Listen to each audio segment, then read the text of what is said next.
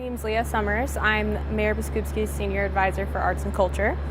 The mayor contacted me because her vision for arts and culture in the city is to make Salt Lake City an arts and culture destination. We already have all of the great arts and culture we need to be a destination.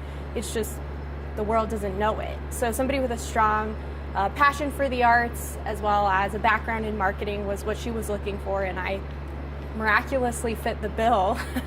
So a recent study from the National Endowment for the Arts told us that Utahns have the highest rate of attending performances per capita than any other state in the entire nation by a huge margin, like 20%.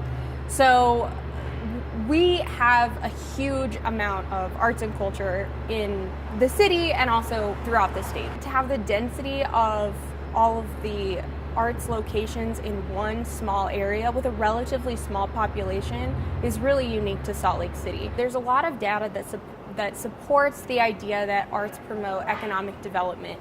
We're standing in front of the Eccles Theater. One example of that is it's a chain reaction. Every time people decide to leave their houses and come to a performance here at the Eccles Theater, they're not only buying a ticket, which fuels the economy, they're coming down to Salt Lake City, they're parking their cars in a parking structure, they're maybe having dinner with their family, maybe going out afterward for a little bit of dessert, and then coming back maybe for another time if they enjoyed their experience. So times that by the 2,000 people sitting in the theater, that's a big impact for a downtown. Some of the things that we're working on as a city to help bolster that is in 2010, the city and the county formed a partnership to invest sales tax revenue back into specifically supporting arts and culture in the downtown area, which is the highest concentration of arts organizations in the city. The way that it will work is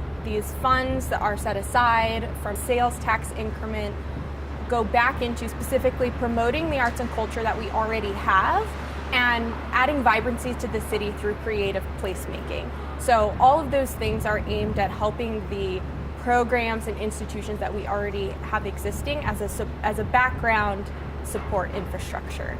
So we spent most of last year coming up with a master plan for strategies on how should we look to expend those funds during the life of this partnership, which started in 2010 and is set to last for 20 years. And got some really great, robust community feedback that has influenced what we have in the plan. So for information specific to the Cultural Core, we have a website, slcgov.com/cultural core. So if they wanted to read the plan, get an understanding for what may be coming down the pipeline, I would always encourage that, because while we do have a strategy lined out in the plan, it can always be changed and adapted for what the community tells us we need more.